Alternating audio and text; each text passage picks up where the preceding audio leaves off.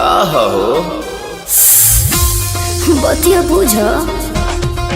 का बुझी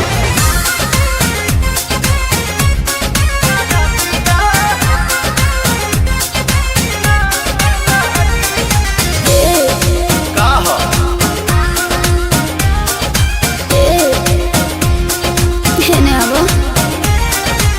बैठलो सादावा से आजाना रूम में चानी जाननी संगे काट मन सुन में आओ ना बैठलो सादावा से आजाना रूम में चानी जाननी संगे काट मन सुन में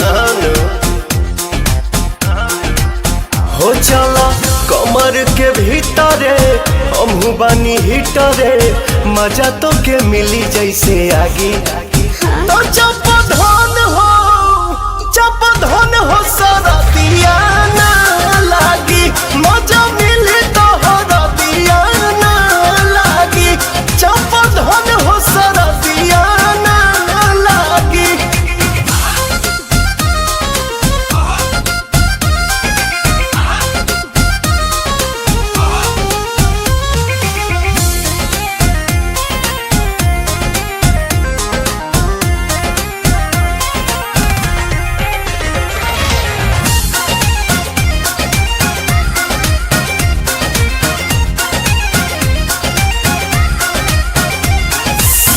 अब भगा दो जरैया के कम नहीं पड़े रजैया के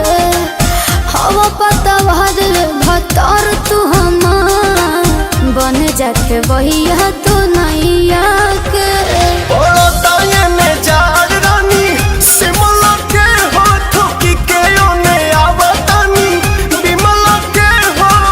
सजल व्यंजन करे द मनोरंजन मनवा भइल बा हमरो बागी तो जब धन हो सारा दिया ना लागी मजा मिली तो हरा दिया ना लागी जब धन हो सारा दिया ना लागी